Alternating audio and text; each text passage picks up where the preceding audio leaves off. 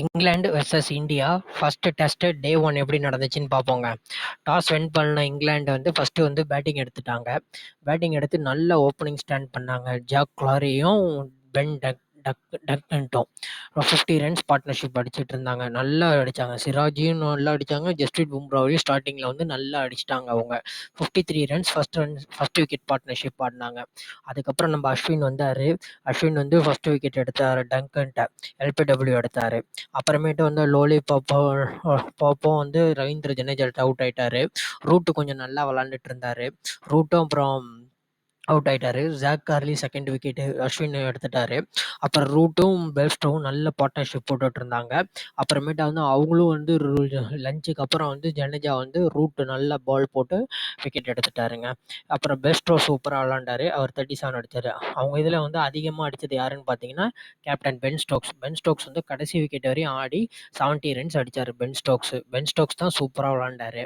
மற்றபடி யாருமே இங்கிலாந்தில் தாக்கு பிடிக்க முடியல. பென் ஸ்டோக்ஸும் ஜெர்னி பெஸ்டோவும் தான் நல்லா விளாண்டு அடிச்சிட்டு இருந்தாங்க.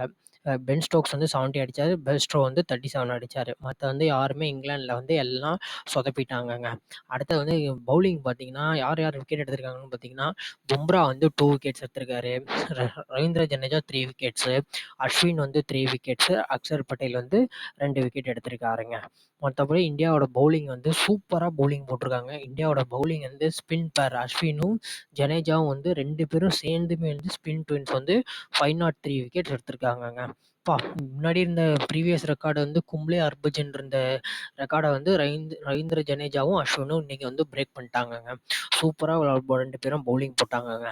அப்புறமேட்டு வந்து இந்தியாவோட பேட்டிங் சொல்லியே ஆகணுங்க. எஸ்எஸ்சி ஜெய்ஸ்வாலை என்ன அடி அடிக்கிறாரு மனுஷன். கிடைக்கிற கேப்லலாம் பூந்து விளாண்டாருங்க இன்னைக்கு.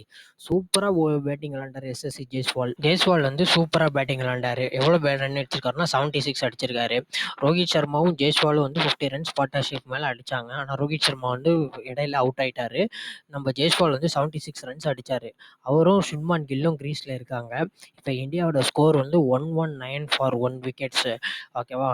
இந்தியா வந்து இன்னும் நல்லா பேட்டிங் ஆடினாங்கன்னா நாளைக்கு வந்து டே 2 வந்து நல்லா இருக்கும். டே 2 வந்து எப்படி போகுதுன்னு தெரில.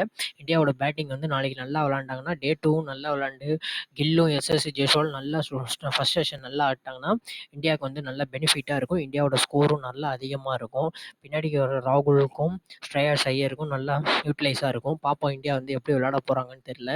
நாளைக்கு டே 2 நல்லா தான் ஸ்டார்ட் பண்ணுவாங்க. பட் ஆனால் கில்லும் எஸ்எஸ்சி ஜெய்ஸ்வாலும் ஸ்டார்டிங்கில் விக்கெட் விட்டுறக்கூடாது. பால் வந்து நல்லா டேர்ன் ஆகுதுங்க. விக்கெட் கொஞ்சம் நல்லா தான் இருக்குது. நாளைக்கு டே 2வும் நல்லா டேர்ன் ஆனிச்சுன்னா இந்தியா கொஞ்சம் சஃபர் ஆவாங்க. இங்கிலாண்டும் நல்லா பவுலிங் போடுறாங்க. ஜாக் லீச்சு சூப்பராக பவுலிங் போடுறாரு. பார்ப்போம் நாளைக்கு டே 2 எப்படி இருக்க போகுதுன்ட்டு.